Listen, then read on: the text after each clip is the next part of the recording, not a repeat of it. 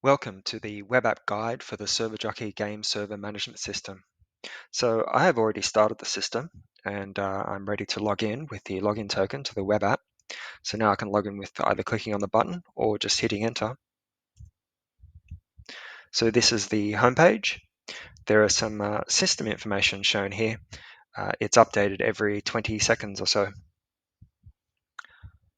Down below, this is the server link controls and server link config. So server link is the Discord bot. Now, when you first start the system, you notice that it failed to start because it automatically tries to start. And that's because the Discord bot token has not been entered yet.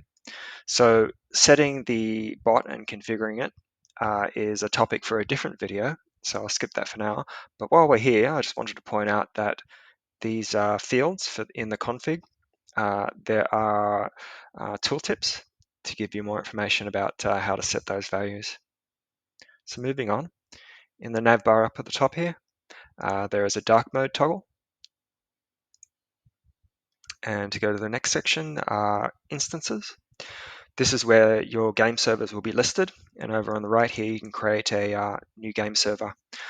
But I'll skip this for now because what I'll do is I'll show you the guides. And I will go through a guide which will show you how to use the instances page to create a new server. So the guide section contains a lot of useful information about how to use this system. There's some general guides, one to show you how to set up the Discord bot, which is called ServerLink, another how to use the bot, and another page here on VirtualBox. So if you're using this system on VirtualBox, there's some useful information in that guide. And here are the supported game servers. So as an example, we can look at the Project Zomboid server guide, and I will follow this guide now and show you how to create a dedicated multiplayer server for Project Zomboid. So the first step here is to just go back to the instances page. There is a link here which will open it up in a new tab for you. If you do open up a new page in a tab, you'll be asked to enter the login token again. Going back to the guide, first step is to create a new instance using the Project Zomboid module, which is the game server that we want, and give it a name. So Project Zomboid, I'm just going to call it my server, and then click the create button. So after you click create, you should see it in the list, and we can use the folder button here to go into the instance. So as you can see here, we have a new instance for Project Zomboid called my server. An instance is just a container for a game server. So this page will allow you to control your game server, but it's not installed yet, which brings us to the next step. Under the deployment section, you can use the install runtime button to install the server. So we'll just go down here, deployment. We'll expand that with the black button on the right. And then I'll click the install runtime button. Are you sure? Confirm. So this system uses Steam CMD to download the game from the Steam platform. If I scroll back up here, we will see the console log, and it will show us the output from the installation process. So this will take some time, so I'll skip forward. So the install process has now completed successfully. As you can see here in the console log, Steam CMD has downloaded it, verified and committed it, and given us a success message here. So every time you do an install, you should look at the log to confirm that it's worked. Note that Steam CMD does sometimes throw some errors and warnings, but it often still works anyhow. So back to the guide.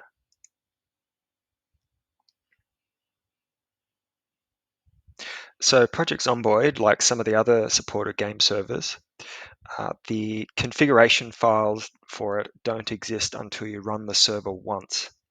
So in this step here, it just tells you to start and stop the server to generate those files. So up here at where the server controls are, I'm going to just hit the start button. And as you can see in the log, the Project Zomboid server is now starting.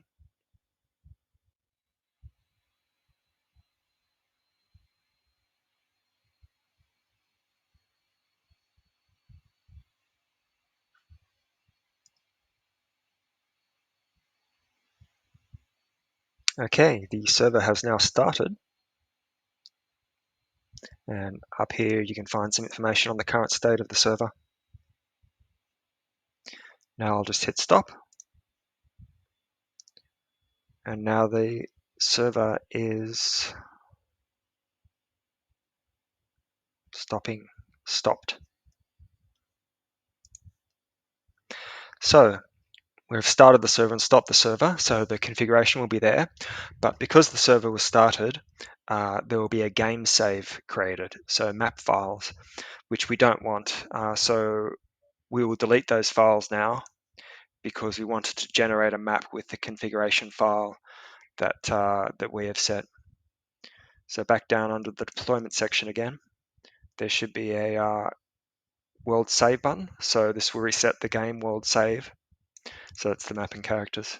So I'll just click on that, hit confirm.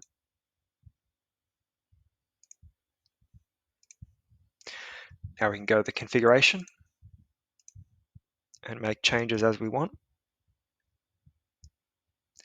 So for Project Zomboid, there's the INI file, there's the sandbox settings, spawn regions, spawn points, and also the JVM settings where you can set the memory allocated. So these configuration edit controls, you can edit them here. So let's just say I want to turn PvP off, hit save. There's also an editor button here, which gives you a larger text box to edit the settings. So the public name, I'm just going to call it my demo server.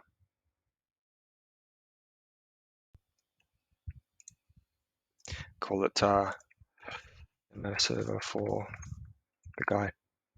Hit save. So that's the configuration. You can obviously change whatever you want.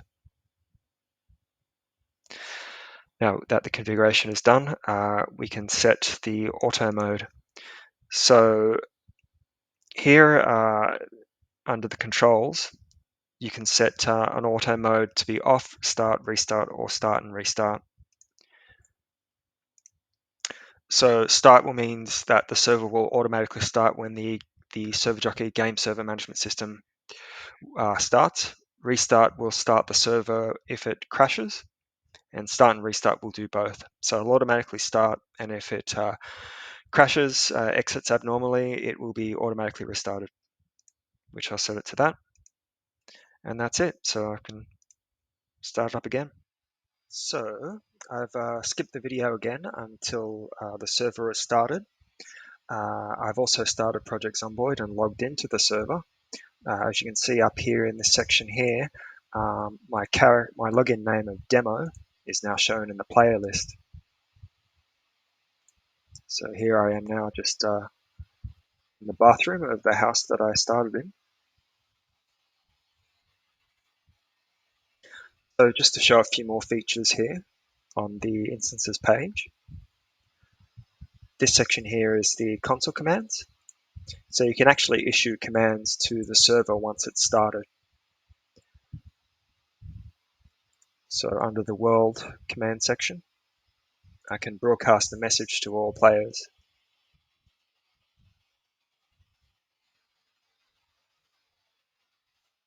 And as you can see here, it's shown in game. Now there is a zombie at the door of the bathroom. So I can go to players now and give myself an axe. So player name is demo. The in-game module for the items is typically base, item, axe, count 1. Now in my inventory, I should have an axe.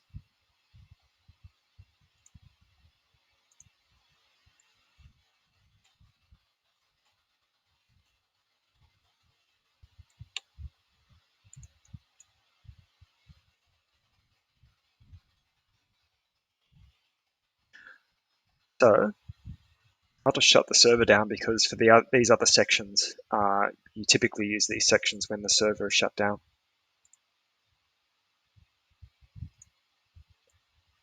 As you can see, my connection to the server has ended. And I'm no longer online. The server has stopped. Configuration, I've already showed. Logging. So these are the server logs.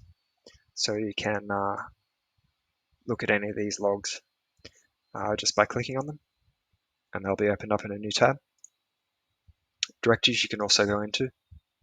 You can also delete any of these files.